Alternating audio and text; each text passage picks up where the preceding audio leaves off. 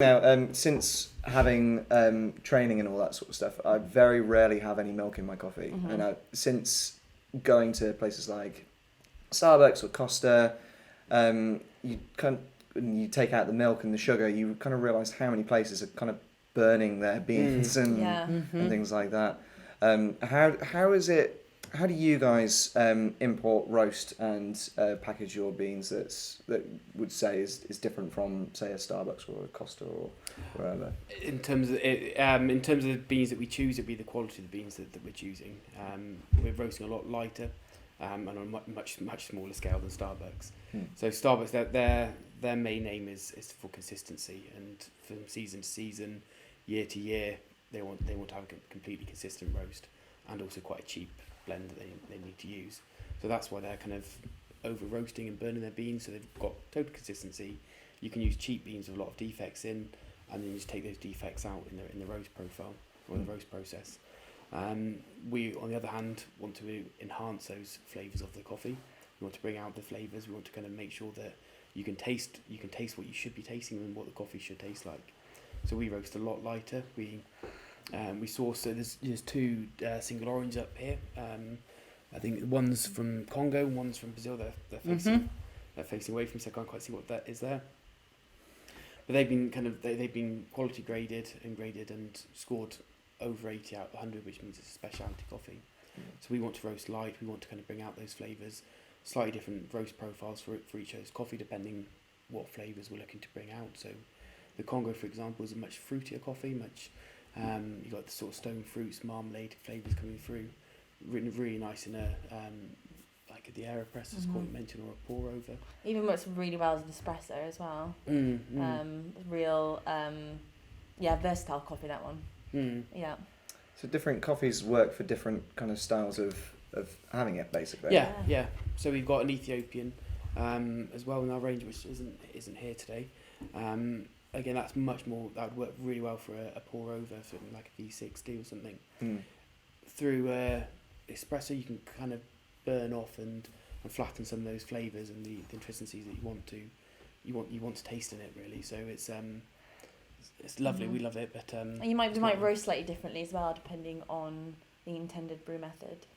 So for our espresso, for our house blend, we want it to work really well as an espresso. So there we're looking for that kind of medium roast. We want some body there because we want that to come through, especially when you're adding potentially milk and things like that.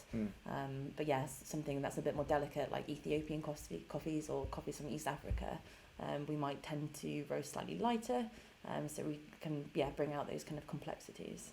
What are you looking for when you source your beans? What are you looking for in terms of where they're coming from, who's making them, and how they're getting a fair deal from the whole thing? So we look on two different ways there, depending, and there's two different questions in that. So when we're looking, what we've got here is our house blend. We want coffees that work well together, which this is what we supply to a lot of our cafes. So we've got a few new coffees coming out soon in the next kind of few weeks. And there'll be again more blends for cafes and kind of going up towards that.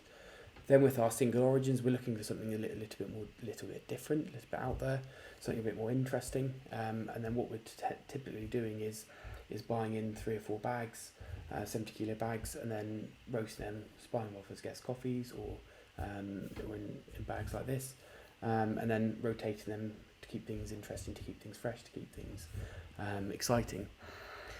And then on the point of how we kind of ensure our farmers are paid fairly and are looked after, we're dealing on the specialty market. We don't go below that. So the farmers are having their beans bought on the quality of their beans.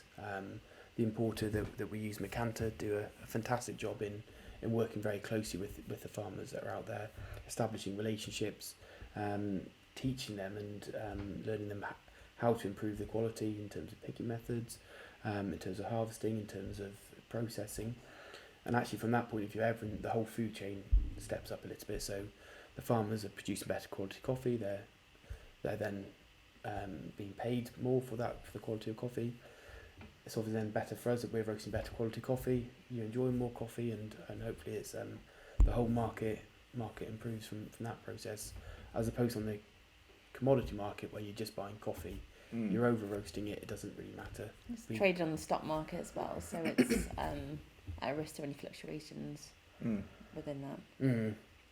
Whereas we buy on quality. It's not a commodity. Nice. So, yeah. Well, it sells very well in the shop, so I hear. Yeah, it's very popular. Big gift at the moment. Yeah. It was amazing. Actually, we did a few markets last year, didn't we? Coming up to Christmas, and I think just about everyone knows that someone that loves coffee, and it's a perfect kind of Christmas gift. And we did phenomenally well at some markets we did last year, which was nice. And it was nice to see the follow on as well when someone's given something a gift, they've liked it, and you could quite often see sales or online sales come from that little geographical region kind of cropping up over the next few weeks and months, which is nice. I think that's the thing. It's when you get there's the return custom that is really rewarding. Like, then people have enjoyed it and they're coming back for more, and that's what you want. You do a little fist bump in your mind, like there is joy done. Yeah, a little. There's such a buzz, isn't there, when we get certain people that order and keep regularly and keep ordering, and almost to the week or the month or something, and it certainly feels really good from our point of view, and you kind of feel like you obviously never spoke to these people, you don't know who they are or what they look like or anything about them, but you do feel like you know them, and with their monthly order and or their weekly order in some cases, which is nice. Brilliant.